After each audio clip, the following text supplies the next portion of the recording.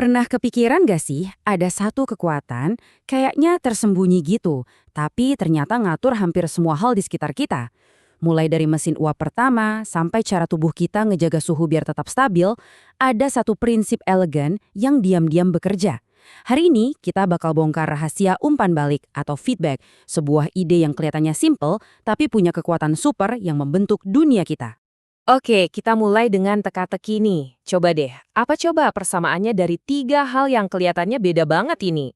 Jawabannya itu bukan soal komponen fisiknya, tapi sebuah konsep, sebuah ide yang kuat banget yang bikin ketiganya bisa berfungsi dengan baik.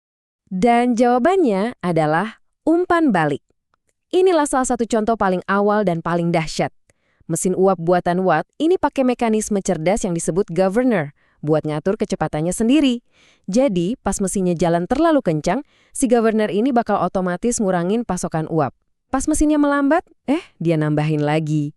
Sebuah siklus koreksi diri yang sederhana banget, tapi revolusioner. Prinsip inilah yang kita sebut umpan balik.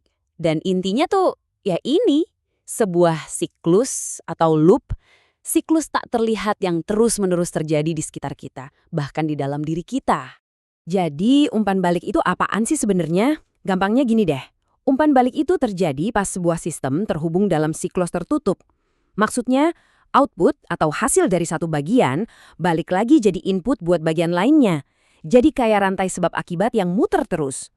Tujuannya apa? Simple, supaya sistem bisa terus-menerus menyesuaikan diri biar tujuannya tercapai. Dan yang luar biasa, siklus sekuat ini bisa kita pecah jadi 3 langkah simpel. Pertama, ukur kondisi sistemnya, misalnya kecepatan mobil kamu sekarang. Kedua, bandingkan sama targetnya, misalnya kecepatan yang kamu atur di cruise control.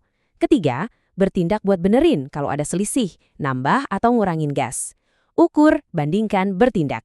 Siklus ini diulang terus, dan terus. Nah, sekarang kita udah paham siklusnya nih. Yuk, kita bedah kekuatan supernya satu persatu. Umpan balik negatif. Ini jenis yang paling umum ya, ngasih kita kemampuan buat menjinakkan dunia yang seringkali nggak bisa ditebak. Coba deh bayangin, semua sistem di dunia nyata tuh pasti kena gangguan. Mobil lagi jalan, tiba-tiba ketemu tanjakan, harus ngelawan gravitasi. Pesawat lagi terbang, kena hembusan angin kencang. Tanpa adanya koreksi, sistem-sistem ini pasti langsung berantakan, keluar dari jalurnya. Nah, disinilah keajaiban umpan balik terjadi. Lihat deh, bedanya jauh banget. Tanpa umpan balik, gangguan sekecil apapun langsung deh ngerusak hasilnya. Tapi begitu kita pakai umpan balik negatif, efek gangguan itu dikecilin secara drastis. Bayangin aja kayak ini kekuatan koreksi kita. Makin gede kekuatan koreksinya, makin cupu gangguannya. Kalau kekuatan koreksinya 99, efek gangguannya bisa berkurang 100 kali lipat. Keren banget kan? Inilah yang bikin cruise control bisa ngejaga kecepatan mobil tetap stabil, mau jalannya nanjat atau nurun sekalipun. Kekuatan super berikutnya? Presisi, akurasi. Umpan balik bikin sebuah sistem bisa ngikutin target atau perintah dengan akurasi yang luar biasa. Kemampuan untuk selalu kena sasaran, nggak pernah meleset.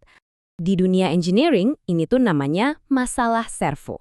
Gimana caranya kita bikin sebuah sistem, entah itu lengan robot, teleskop yang ngikutin bintang, atau bahkan kepala harddisk bisa ngikutin sinyal referensi yang bergerak dengan sempurna. Jawabannya, ya tentu saja pakai umpan balik. Terus gimana caranya bisa sepresisi itu? Rahasianya ada di controller PI. Bagian P atau proporsional itu buat reaksi cepat. Tapi bagian I atau integral, nah ini dia senjata rahasianya. Bayangin I ini punya memori dan dia itu pendendam. Dia bakal inget terus utang kesalahan sekecil apapun dari masa lalu. Dan gak bakal berhenti nagih sistem buat benerin diri sampai utangnya lunas. Sampai kesalahannya bener-bener nol. Kekuatan super ketiga ini, ini kayak sulap, beneran. Umpan balik memungkinkan kita membangun sistem yang super presisi dan bisa diandalkan. Padahal kita pakainya komponen yang, seadanya. Nggak sempurna, nggak bisa diandelin. Kisah Harold Black di Bell Labs ini klasik banget.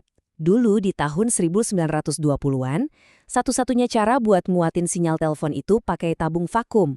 Masalahnya, tabung ini performanya naik turun dan nggak stabil sama sekali.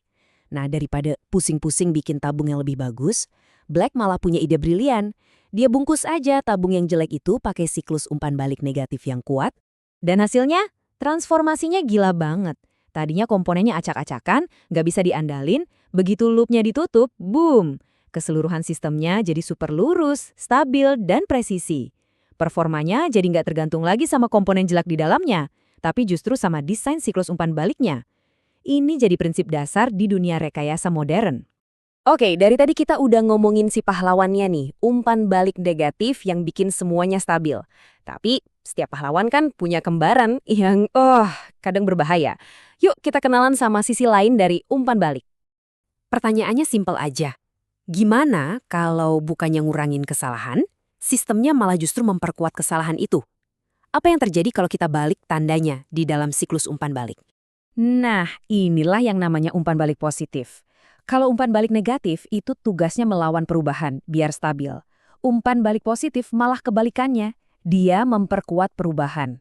Kesalahan kecil jadi makin besar, terus makin besar lagi, dan akhirnya lepas kendali. Pernah kan dengar suara nging yang bikin sakit telinga dari mikrofon yang dekat banget sama speaker? Yap, itu dia. Contoh sempurna umpan balik positif yang lepas kendali. Tapi, apa umpan balik positif itu selalu jelek? Eits, tunggu dulu. Ternyata nggak juga. Kalau kita bisa kendalikan, dia bisa berguna banget. Contohnya, William Howlett. Dia pinter banget manfaatin umpan balik positif buat bikin osilator audio yang stabil. Dan alat ini jadi produk pertama dari perusahaan legendaris yang kita kenal sekarang, Hewlett-Packard atau HP. Ternyata, kalau kita bisa jinakin, biasanya dengan ngasih batasan tertentu, umpan balik positif ini jadi alat yang keren banget. Dia bisa bikin getaran atau osilasi yang stabil kayak di osilatornya Hewlett, bisa jadi saklar super cepat, atau bahkan jadi bentuk memori sederhana di sirkuit digital. Jadi, ini bukan soal baik atau buruk, tapi soal alat yang pas buat pekerjaan yang pas. Jadi, kita udah lihat nih kekuatan super umpan balik negatif dan juga kembarannya, si umpan balik positif. Apa poin utamanya? Poin utamanya adalah, ini bukan cuma trik engineering, ini prinsip universal. Coba lihat deh skala gilanya ini.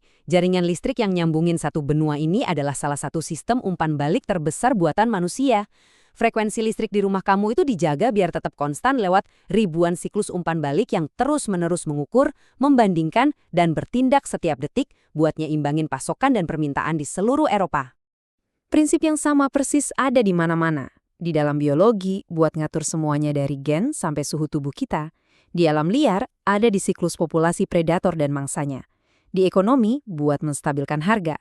Di semua teknologi yang kita pakai, umpan balik itu kayak pola dasarnya semua sistem yang bisa ngatur dirinya sendiri. Jadi ini dia kuncinya. Sekali kamu ngerti siklus simple, ukur, bandingkan, bertindak ini, kamu bakal mulai ngelihat ini di mana-mana. Dalam kebiasaan kamu, di tempat kerja, bahkan dalam cara masyarakat berfungsi. Pertanyaannya bukan lagi apakah umpan balik itu ada, tapi kira-kira di mana lagi kamu akan nemuin siklus ini bekerja selanjutnya.